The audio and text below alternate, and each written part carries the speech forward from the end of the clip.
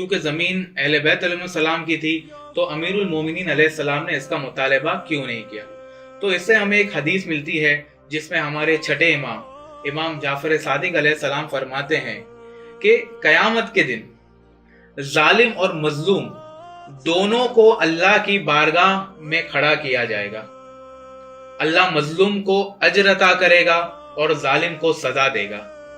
फिर उन्होंने यानी इमाम अली अलैहिस्सलाम ने ये नहीं चाहा कि उस चीज को वापस ले लिया जाए कि जिस बिना पर अल्लाह मजलूम के लिए अजर और जालिम के लिए सजा मुअय्यन करेगा। यानी इमाम अली अलैहिस्सलाम जानते थे कि चाहे इस दुनिया में उन्हें उनका हक मिले या ना मिले, उस दिन जो अदल और इंसाफ का दिन होगा उन्हें उनका हक जरूर मिलेगा।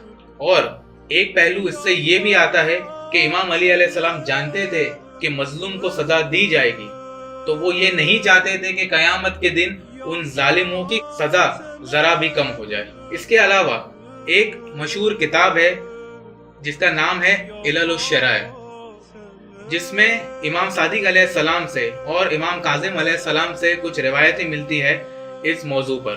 हम एक एक करके इंशाअल्लाह दोनों रिवायतें देखेंगे। पहली रिवायत इमाम सादिक अलैहिस्सलाम से कि उनसे पूछा गया कि जब अमीरुल मोमिनीन अलैहिस्सलाम का ज़ाहिरी खिलाफत का दौर था तो उन्होंने फदक को अपने कब्जे में क्यों नहीं ले लिया। तो आप इसके जवाब में इरशाद फरमाते हैं, इमाम से सवाल हुआ जी इसके बारे में। बेशक, यानी इससे एक और चीज पता चलती है कि ये कोई नया सवाल नहीं है। जी। उस जमाने में भी लोग अइम्मा अलैहिस्सलाम को इसका सवाल किया करते थे और अल्हम्दुलिल्लाह हम शुक्रगुजार है कि अहले बैत अलैहिस्सलाम ने, अइम्मा अलैहिस्सलाम ने बड़ी अच्छी तरीके से हमें इसके जवाब बताए हैं। तो इमाम सादिक अलैहिस्सलाम फरमाते हैं कि जब हिजरत रसूल हुई और वो मक्का से मदीना चले गए थे तो उनका मक्का में एक घर था। जब वो वापस लौटे तो वो घर किसी और के कब्जे में था। जब लोगों ने रसूल अल्लाह सल्लल्लाहु अलैहि वसल्लम से पूछा कि क्या आप अपना घर दोबारा वापस नहीं लेंगे, तो आप सल्लल्लाहु अलैहि वसल्लम ने फरमाया, नहीं, हम अहले बैत उन चीजों को वापस नहीं लेते जो हमसे जालिमाना तौर पर छीन ली गई हो। अब अमीरुल मोमिनीन अलैहिस्सलाम जो रसूल अल्लाह सल्लल्लाहु अलैहि वसल्लम के हकीकी जानशीन और खलीफा है और उनसे ज्यादा उनकी सीरत पर कौन अमल कर सकता है।